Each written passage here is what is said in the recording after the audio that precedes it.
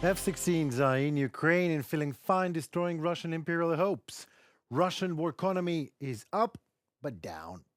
Children in Russian schools are taught to use police buttons, new low even for Russia. These topics in more detail by me, Henry Keane, and UATV English, bringing the hot truth in easy terms for the whole free world directly from Ukraine.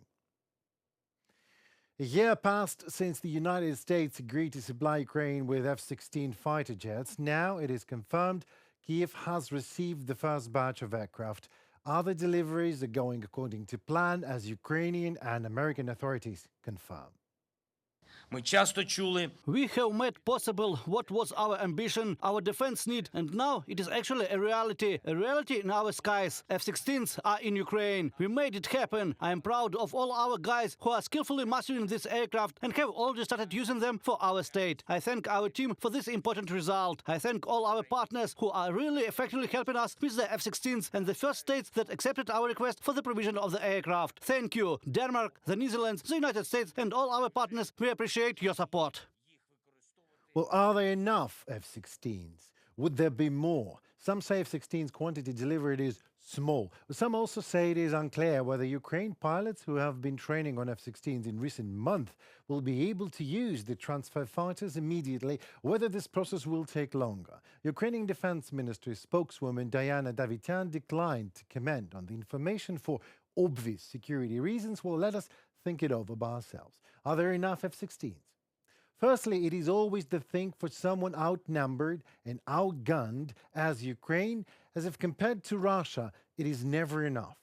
People and ammunition and money and time were scarce on every imaginable resource in Ukraine. And secondly, enough F-16s to do what exactly?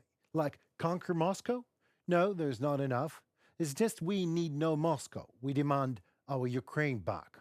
And the world agrees on this Ukrainian right of sovereignty and freedom to be just and legit. And this is exactly why whatever the quantity of F-16s is delivered now, there will be more. Not only America, Europe is here to help.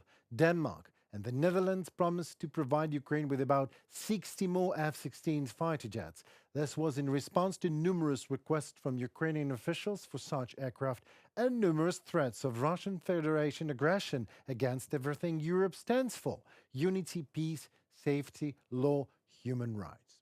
So F-16s are coming in larger quantities, yes. And of course, Comrade Peskov, a Kremlin's mouthpiece, comes out to comment their F-16s number will be gradually decreasing, they will be struck down. But of course, these deliveries will not have any significant impact on the development of events at the front. These fighter jets will not become a magic pill for Ukraine, said Peskov. This is what characterizes Russians the most, you see, arrogance. Whatever happens, they're the greatest. Peskov, Putin, on all that are driving Germans in American cars and are still the greatest. Their children live luxurious lives in Malibu, Mallorca, Monaco, London, Berlin, and they always are arrogant enough to describe the West that gave them everything, even the dollars and euros they're spending, and not rubles, because no one needs rubles. No one needs Russian cars. No one needs Russians in Europe or America that arrogant, but still they say they are the greatest. This is exactly what great Russian culture is about, a culture of greatness. We in Ukraine know it's no game changer. However, the F-16s will help to reduce Russia's air superiority and some arrogance, as Russian aviation is, sorry for that, was far superior to Ukraine's in terms of modernity. So less civilians die in Ukraine. Less power plants destroyed, less land burned. And the magic pill that Comrade Peskov was talking about was never F-16s or any other arms and bombs. It is a freedom-craving pill. And the whole nation here in Ukraine has taken it. And it was because of that magic pill the nation stood against way larger enemy while being way outnumbered and way outgunned for 2.5 years, even without them F-16s. So with them F-16s, we will just be standing better.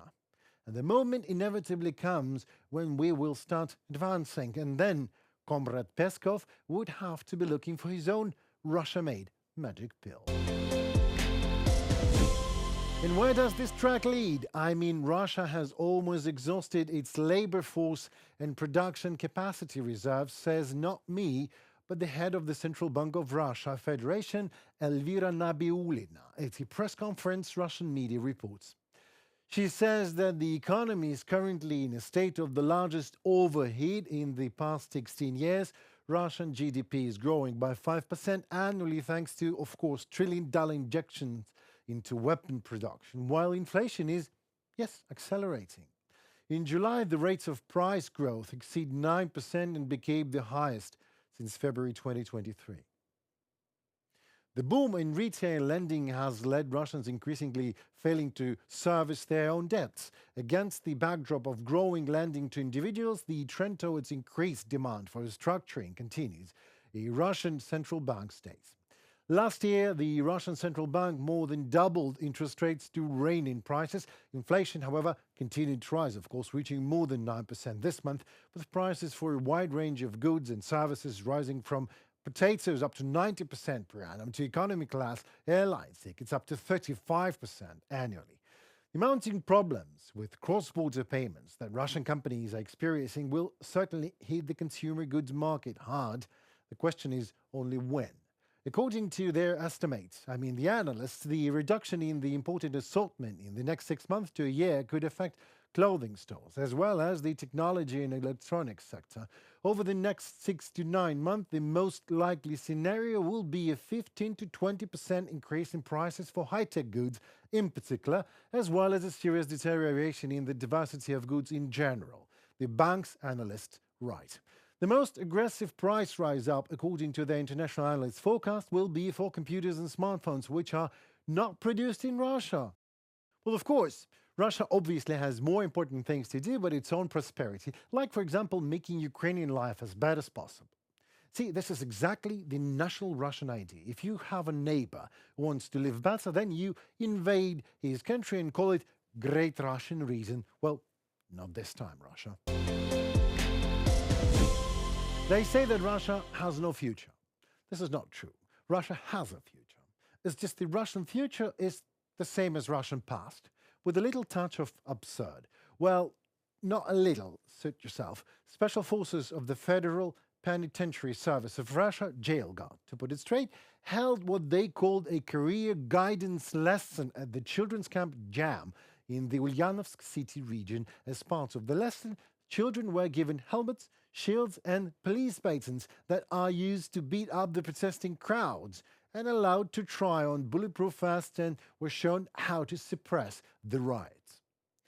The methods for detaining defenders were of particular interest, said the representative of Russian jail guard. Children were demonstrated a few several effective techniques and they were informed about the importance of abiding by the law. Now, ain't that sweet?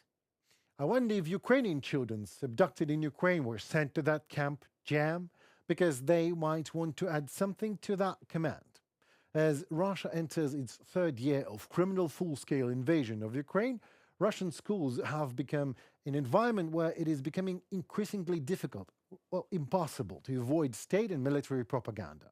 Aimed, of course, to overweight the fact of Russian war crimes in Ukraine and not only in Ukraine. The pressure onto children only intensifies starting from the next school year. More crime, more propaganda. Since September 2022, all Russian schools have been holding so-called conversations on important topics, such as necessity to military invade Ukraine and why the aggression is important, the absolute impeccability and greatness of Russia, and the importance of the legitimacy of the annexation of Crimea, of course. Since September 2023, a unified history textbook backed by former Minister of Culture Volodymyr Medinsky has been introduced in 10th and 11th grades of Russian schools, where everything from the 1970s to 2000s have been completely rewritten and reshaped as per Kremlin's vision of reality. And the section on a special operation Ukraine has appeared, where Ukraine is called an ultra-Nazi state. I wonder why not to go full Van onwards already? Why literally not to anoint Putin?